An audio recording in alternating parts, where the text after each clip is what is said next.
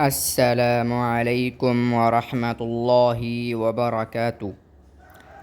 اگر آپ تجوید سے قرآن پاک سیکھنا چاہتے ہیں یا چاہتی ہیں تو اس چینل کو سبسکرائب کر لیں، شکریہ۔ اس سے پہلے جو 2 سبق گزر گئے ہیں، اگر ان کو آپ نے ابھی تک نہیں دیکھا تو ان کو جا کر دیکھ لیں تاکہ مزید آگے سبق پڑھنے اور سننے میں آپ کو آسانی ہو۔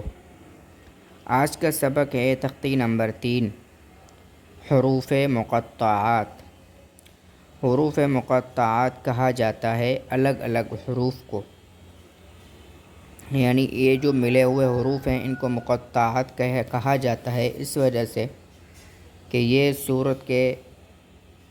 صورت سے کٹے ہوئے ہوتے ہیں اور قرآن پاک کے شروع میں یہ الفاظ ذکر ہوئے ہیں، یعنی قرآن پاک کے سورتوں کے شروع میں، بعض سورتوں کے شروع میں یہ الفاظ ذکر ہوئے ہیں، جیسے کہ الف لام میم حامیم صاد وغیرہ وغیرہ۔ ان حروف کے بارے میں حقیقت یہ ہے کہ ان کا ترجمے کا علم خدا کے پاس ہے، یعنی ان حروف کا معنی اور مفہوم کیا ہے یہ صرف خدا ہی کو علم ہے۔ بعض حضرات کا یہ بھی کہنا ہے کہ یہ ایک راز ہے، اس کا ترجمہ ایک راز ہے، اس کا معنی اور مفہوم ایک راز ہے خدا اور اس کے رسول کے درمیان۔ بہرحال واللہ اعلم۔ اب آتے ہیں سبق کی طرف۔ تختی نمبر 3، حروف مقطعات۔ اس میں 3 اعراب استعمال ہوئے ہیں، ان کو سمجھیں تاکہ سبق سننے میں آسانی ہو۔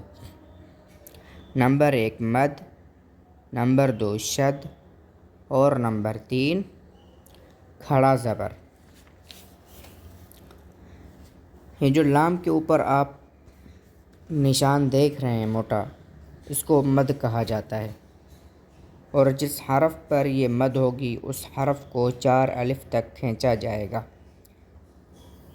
اس کے بعد حرف میم کے اوپر 3 شوچھے بنے ہوئے ہیں، ان کو شد کہا جاتا ہے۔ اس کو پڑھتے ہوئے ناک میں آواز پیدا کی جائے گی۔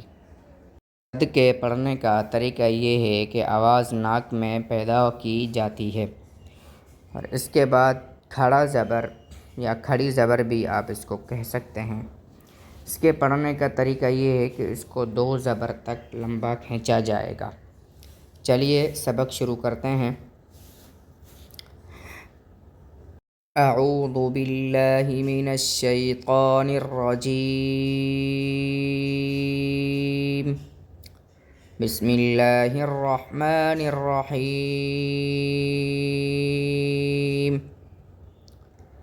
الف لام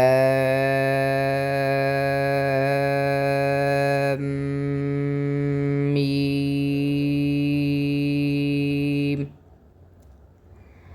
الف لام میم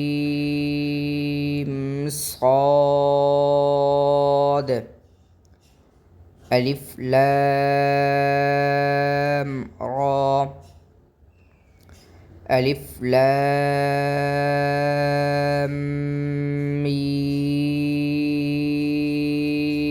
را،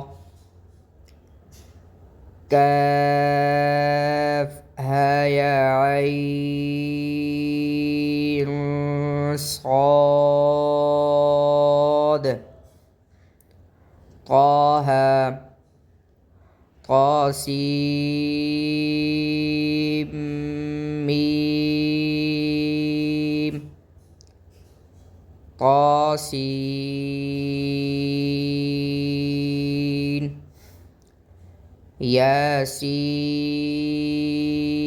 یاسین، صاد،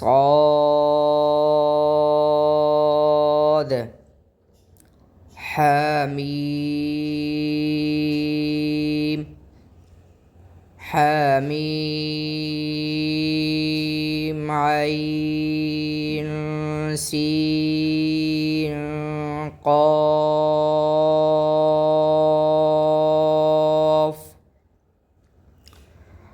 قاف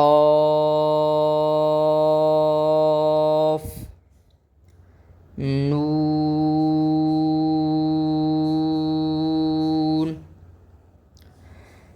یہ تھے حروف مقطعات جو ہم نے آپ کو پڑھ کر سنائے. اگر آپ نے ابھی تک ہمارے چینل کو سبسکرائب نہیں کیا تو پلیز ہمارے چینل کو سبسکرائب کر لیں اور بیل آئیکن کو ضرور پریس کریں تاکہ ہماری ہر آنے والی نئی ویڈیو بآسانی آپ تک پہنچ سکے. والسلام علیکم ورحمۃ اللہ وبرکاتہ.